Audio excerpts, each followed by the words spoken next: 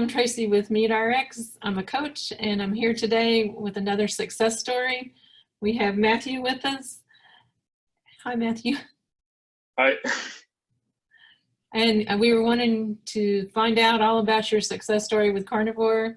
Can you tell me what life was like before Carnivore and what kind of diet you were on, what kind of health conditions you had? Yeah. Okay, so before I went carnivore, I was vegan for 3.5 years. That was a long time. And at first it seemed good. Um, at the first stage, I felt like I had better energy and stuff like this. But after the first, I'd say 6 months to a year of being vegan, small stuff started happening, but I wasn't really taking note of it due to, the beliefs I had at the time. We'll just leave it there. That's another side discussion ethically, but uh, things sort of accumulated over those periods, that time of being vegan. It started with small issues and side effects, like I sometimes had bad digestion, or I'd feel like I'd be getting like bloating or something, lack of energy, being tired a lot, always being hungry. Nothing was really, fulfilling me. I actually got quite a bit of acne as well from being vegan also. But I'd say the last year of me being vegan is when it started escalating, like, very seriously, to the point where I knew there was something wrong going on. I didn't know what it was. And at the time, I didn't know it was because of veganism. But long story short, my digestion got so bad that it ended up giving me excessive like hemorrhoids, and then eventually it led to an anal fistula, which is like horrible to have because the amount of times I had to be using the toilet due to the foods I was eating, thinking those are the foods that were going to heal me. It just, one thing led to another, and I got sent to the hospital for an anal fistula. So that's the long story short of what, veganism, how that messed me up. Oh, wow. That sounds like scary almost. Yeah, So, it was not pleasant. It's almost 2 years later that I'm still recovering from it, and I only had surgery about 2 months ago for it. So it took a long time to actually, the healing process for it to take effect and everything. So yeah. oh, wow. Right. Oh, gosh. So how did you come upon the carnivore diet? Did you hear somebody talking about it, or? And how Yeah. did, Well, at the time, because I was in so much pain and everything, and every time I'd go to my GP, my doctors, I saw nutritionists, dietitians, like health professionals, whatever, you name it. I was like looking for them, trying to find out answers as to what was going on, like gut health specialists, whatever. None of them could really tell what was happening. Some of them thought I had IBS, but it turns out I didn't have that. They tested me for like cancers and other things. I was all clean. I kept coming up as like healthy, but every few weeks I'd just be going back to the hospital in really severe pain, and they couldn't really do anything for me. They didn't know what it was. So when I actually got the anal fistula one day, I won't go into detail there, but when that happened and I got sent to the hospital, I was like, there's something wrong here. And the doctors knew that as well, but they still had no idea what it was. So I went home that day after being in the hospital the whole day from that. And I was in such bad pain, I couldn't walk for a whole month.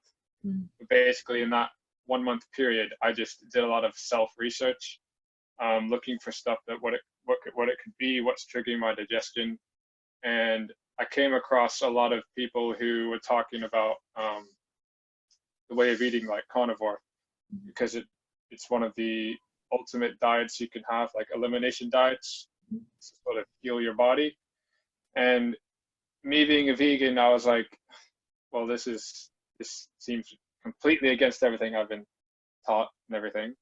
But I was to the point that I had to do something, because my health was just going downhill massively, and no doctors or anything, no one could help me. It's like, I have to take control of my health. So the more research I went into it, the more I realized it looks like this is something I need to try because it's one of the things I've never tried before. Literally on the same day when I had some eggs and some fish, I had a solid poo for the first time in about 3 years. So Wow. that alone was enough for me, and it helped me feeling better. But uh, I had to keep experimenting with it because I was still hesitant of going to that way of eating for typical reasons, me thinking it wasn't healthy and stuff like this. NHS and everyone else telling you have to eat your fruits and vegetables and all the other nonsense. But Yeah. basically, over the next whole entire year of me researching carnivore, I wasn't fully carnivore, but I was still researching it and healing my fistula naturally while I was waiting on the waiting list to actually get surgery, because it can't heal unless you actually have surgery. So Yeah. I had to wait for a year and a half until NHS finally gave me a surgery date. Finally had my surgery date, and I've had it done now. So I'm under full recovery and everything, and it's going well. And about 4 months ago is when I decided to go full carnivore, just because of all the benefits I felt I was getting from it. And since then, I've just sort of been staying full carnivore because it's just I'm healing like really, really fast. And the doctors are really surprised as well. So yeah. That's amazing. Yeah. So what do you eat in a typical day? I'd say in the morning I have about four to five eggs, either scrambled or fried. With sometimes with like hard cheese. I find extra mature cheese is better because it has less lactose enzyme in it, and that affects me sometimes, but not when the hard cheeses. So I have that with either salmon or beef. I try to get salmon a couple times a week.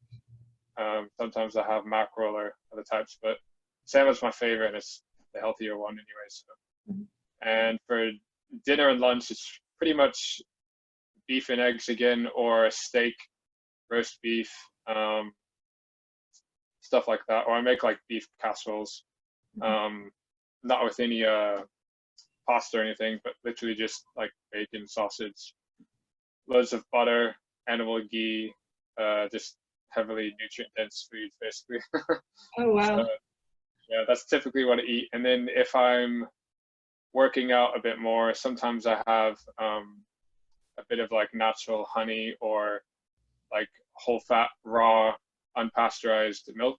So, just because it gives me a bit of extra energy. Like it's a carb source from animals, so I find it helps me anyway. Right. Oh, okay. So you're feeling much better on carnivore then, or Oh yeah. all your conditions, how did they improve? Yeah. After I'd say just about 1 week being carnivore, when I fully committed to carnivore 4 months ago, my digestion like basically disappeared, my digestive issues. So it's the only thing that's left is just full recovery of the anal fistula, but that takes a couple months even after surgery. So I'd say about another 2 months and I'll be 100%. But yeah, everything's gone. Most of my acne's almost gone. My energy's back. My sleep patterns are really nice. I would say as well, also I'm a PT, so like when I was vegan, I lost a lot of muscle. And I found obviously eating this way, I just put my muscle back on like super quickly. I've already shared those photos with you guys as well. But yeah, I gained like 6 kilograms. I don't know what that is in pounds, but yeah, in the space of 3 months, I gained 6 kilograms of muscle. So Wow. I'm definitely feeling a lot better than I was before. That's great. That's great. So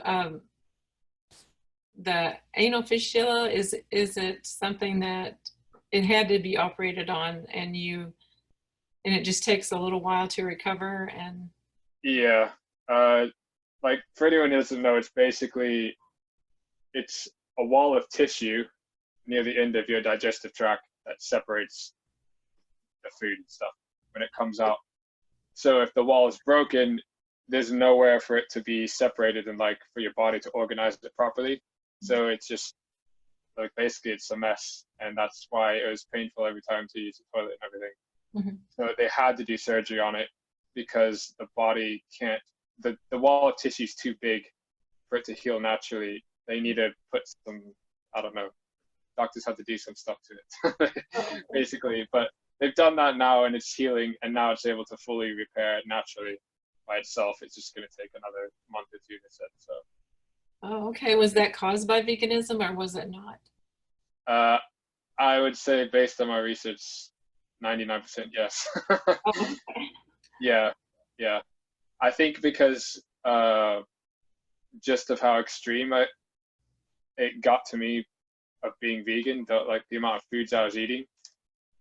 Because even though I was eating whole foods and I tried to stick to whole food plant-based sources, have no oils or salt and all this other stuff that was typically healthy, I came across, the main guy I came across was Dr. Paul Saladino on defense mechanisms, polyphenols, lectins, isolates, like all that stuff. And the more I looked into it and I looked at the foods that caused those things, well, all the foods I was eating in abundance as a vegan. So I really feel like a lot of it was irritating my gut, and sort of like that in itself, which caused excess use of the toilet, eventually led to too much pressure down there, and it just, the body couldn't take it anymore. It just broke. So yeah, I'm pretty sure veganism was the cause. Oh, wow. So what do you recommend for other vegans? Is there a recommendation? I'd recommend not to continue going vegan. Oh. The problem is, the vegan community in London is very big. So they'll let you in, welcome you with open arms when you want to become vegan. But the moment you say you're going to leave veganism due to health reasons or something, they make a big fuss and they say you weren't doing it right. You know, typical excuses like this. But the problem is, I've noticed people don't want to change until it becomes a bit too late and the health gets to that point. So I can only really ever recommend people saying from experience that it's not fun to go through what I went through. And I'm just one of many people, especially digestive issues and stuff. It's just, there's too many plant defense mechanisms and stuff you're eating, like in the spinach, the kale, the grains, all of it. It's just, it's not as healthy as we're being told. So I'd really recommend people to look into their own research a bit more, and not just be focused on one side, because you can't have a balance if you don't open your eyes and at least listen. You have to listen to your body. You have to listen to what people have been through. Otherwise, you know, anything can happen. It's not fun to go through this. Yeah, I can imagine that would have been very difficult. But I sure thank you for telling your success story. Well, I know it'll help a lot of people. Yeah. I've been hearing so many people, a couple of old vegan friends as well. They would contact me after I put up my story on Instagram saying they've been going through similar stuff, and now they were going back and changing. And I think it's just one of those things people have to go through sometimes, you know, because a lot of people go to veganism for good intentions, but ultimately our stomachs are really acidic. We just thrive off this type of food, and that's when I learned it was necessary for our health. You know, it made things a lot easier. So yeah. I can understand. I didn't do veganism, but I was, you know, standard American diet, and it didn't go well with my body either. So. Yeah. So I thank you so much for sharing, though. I appreciate it, and I know it'll help a lot of people. Yeah, no worries. Okay, thanks. Bye-bye. You're welcome. Bye.